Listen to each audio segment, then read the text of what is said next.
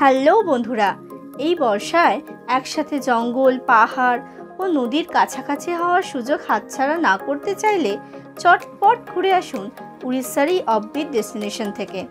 পাহাড়ের কোল ঘেঁষা মহানদীর কলকলানি শুনতে শুনতে উইকেন্ডের ফ্যামিলি টাইমটা একসাথে উপভোগ করে আসুন সাতকোশিয়া টাইগার রিজার্ভ ফরেস্ট থেকে। এখানে যেতে হলে হাওড়া অথবা শালিমার স্টেশন থেকে যে কোনো ট্রেনে ভুবনেশ্বরে নেমে গাড়ি করে পৌঁছানো যায়। এছাড়া সরাসরি অঙ্গুল স্টেশন থেকেও যাওয়া যায়। আমরা শালিমার স্টেশন থেকে 22642 আপ তিরুবনন্তপুরম এক্সপ্রেসে করে আমাদের যাত্রা শুরু করছি।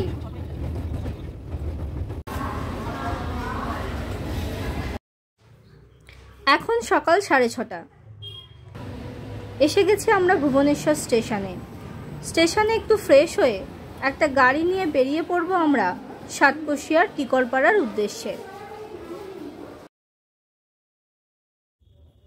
এখন আমরা স্টেশন থেকে বেরিয়ে ভুবনেশ্বর সিটির মধ্যে দিয়ে সাতকোশিয়ার উদ্দেশ্যে রওনা শুরু করেছি। সকাল 7টা বাজে এখন।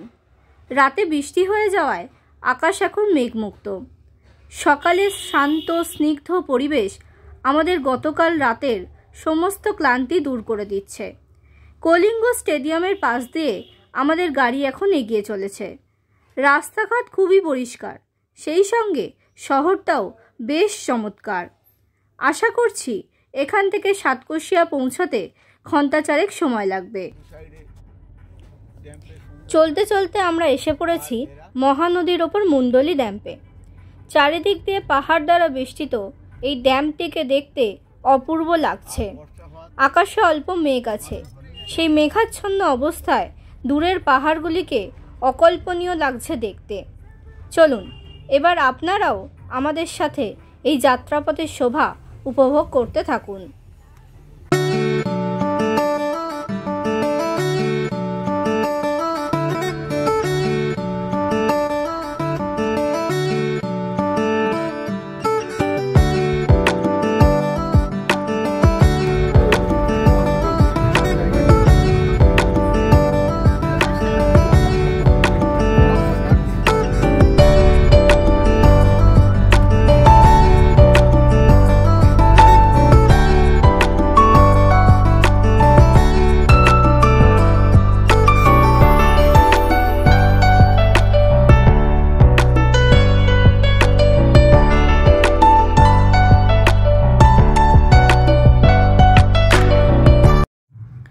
এখন আমরা পৌঁছে গেছি টিকরপাড়ার এন্ট্রি গেটের সামনে। এখান থেকেই সমস্ত ডকুমেন্ট দেখিয়ে ফরেস্টের ভেতরে প্রবেশ করার অনুমতি নিলাম। এখান থেকে আনুমানিক টিকরপাড়া নেচার ক্যাম্পের দূরত্ব হবে 18 কিলোমিটার। সমস্ত রাস্তাটাই জঙ্গলের মধ্যে দিয়ে। চলুন এবার এগিয়ে যাওয়া যাক টিকরপাড়া নেচার ক্যাম্পের দিকে।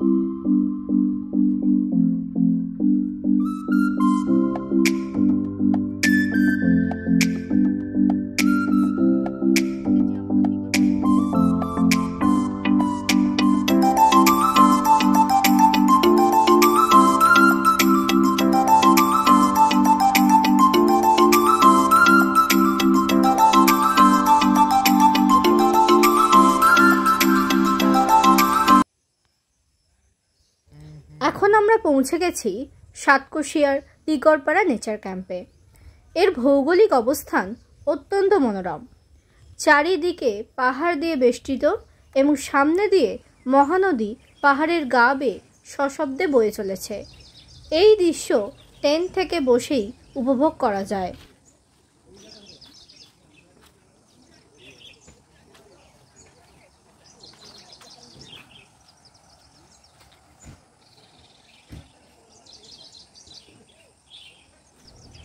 এটি উড়িষ্যার ইকো ট্যুরিজম দ্বারা পরিচালিত হয় এবং এর ভাড়া থাকা খাওয়া নিয়ে প্রাপ্তবয়স্ক দুজনের জন্য দিনপ্রতি 3000 টাকা প্লাস জিএসটি।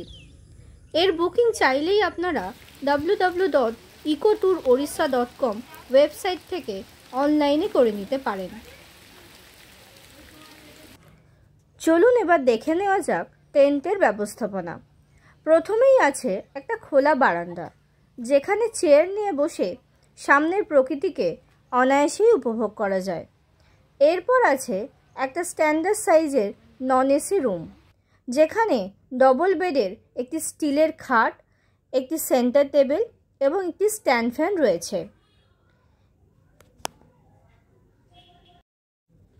এরপরেই একটি পার্টিশন দেয়া অতিরিক্ত চেঞ্জিং রুম রয়েছে।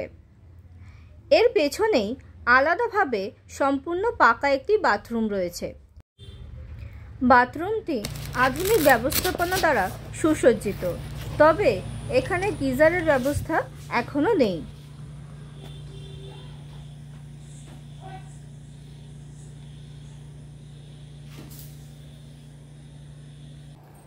এবার চলুন খাওয়া দাওয়ার জায়গাটা একটু দেখে নেওয়া যাক।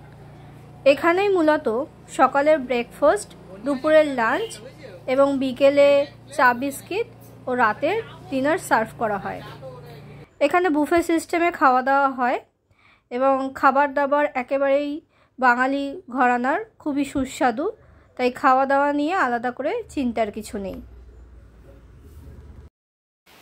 খাবার পরে বিশ্রাম নিতে টেন্টে ঢুকেই দেখি শুরু হলো মুষলধারে বৃষ্টি, আর নিমেষের মধ্যেই মেঘে ঢেকে গেল সামনের দৃশ্যমান পাহাড়গুলি। টেন্টের বাইরের চেয়ারে বসেই এই নৈসর্গিক দৃশ্য উপভোগ করলাম আমরা সবাই।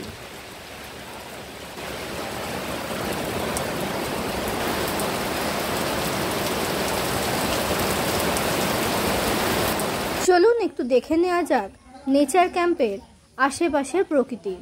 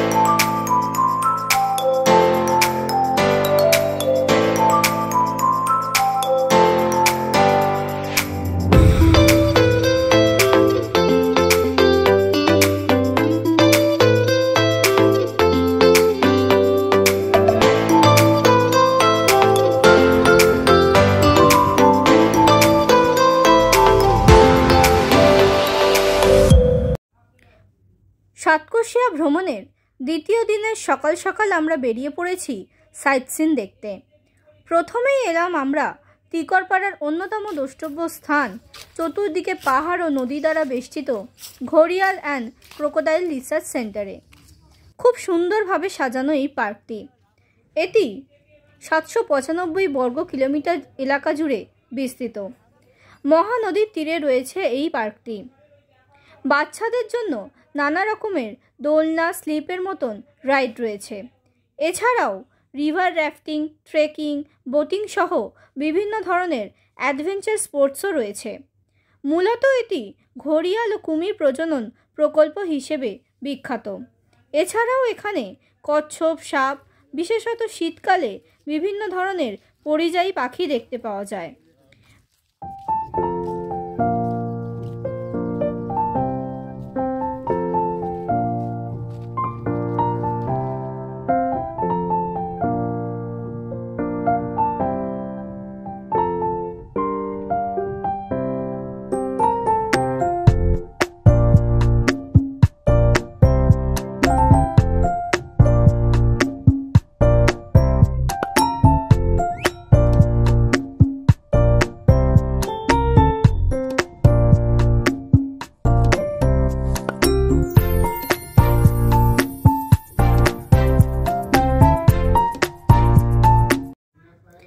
বৃষ্টি হওয়ার জন্য নদীতে প্রবল স্রোত থাকায় বোটিং বন্ধ ছিল, কিন্তু আমরা অনেক রিকোয়েস্ট করে বোটিংয়ের ব্যবস্থা করলাম।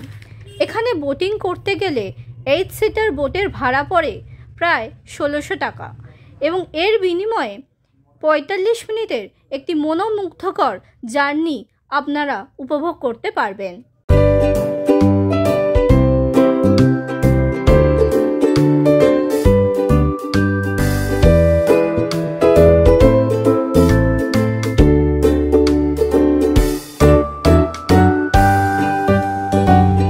উড়িষ্যার মহানদীর তীরে প্রায় 1000 বর্গ কিলোমিটার জুড়ে রয়েছে সাতকোশিয়া অভয়ারণ্য।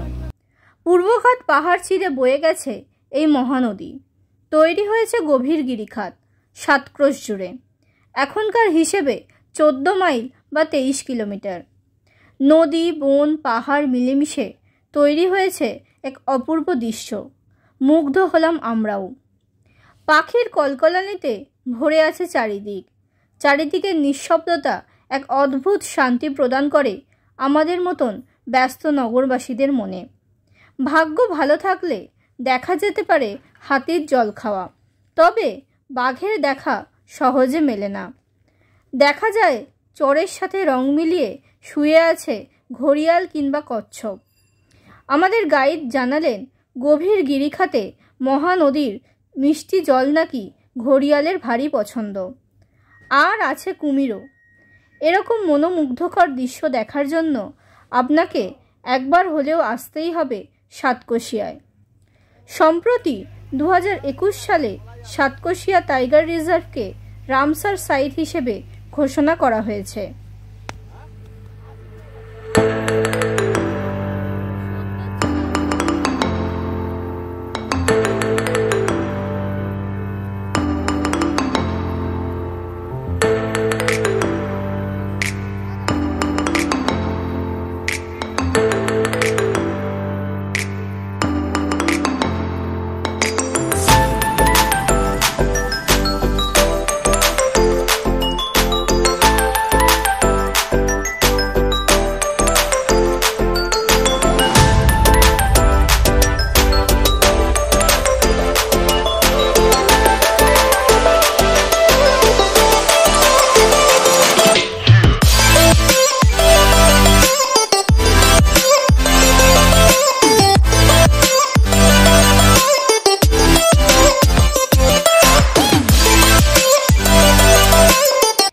এবারে আমরা চলেছি আমাদের পরবর্তী গন্তব্য নন্দিনী ঝর্ণার উদ্দেশ্যে।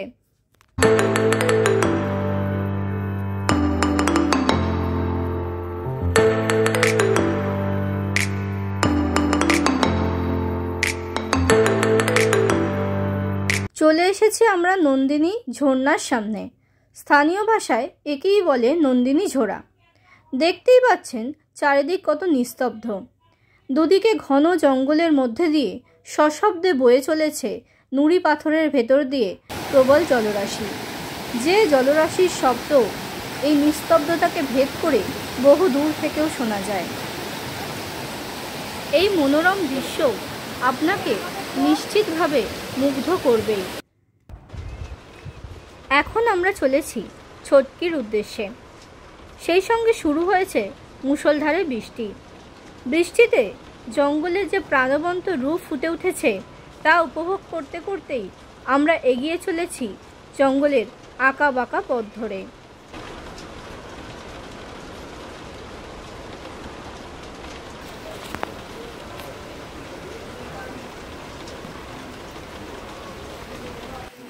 আমরা এখন ছটকি নেচার ক্যাম্পে আছি। এখানকার ক্যান্টিনে আমরা একটু ব্ল্যাক টি খাওয়ার অর্ডার দিয়েছি। এখন চারিদিকে বৃষ্টি হচ্ছে, বাইরে যাওয়ার মতো অবস্থা নেই। তো আমাদের সব টিম মেম্বাররা বসে আছে, দেখতে পারেন। এই যে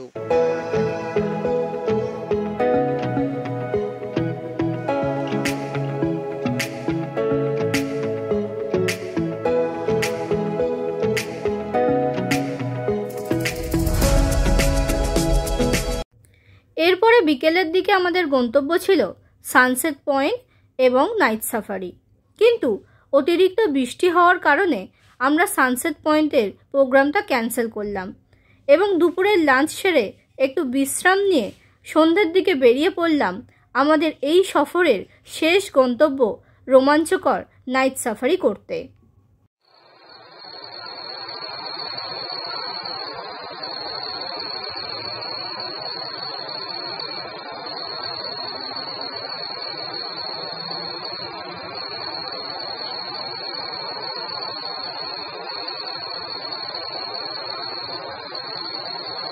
এবার চলুন সবশেষে আমাদের টেন্টের নাইট ভিউটা আপনাদের সবাইকে দেখিয়ে দিই।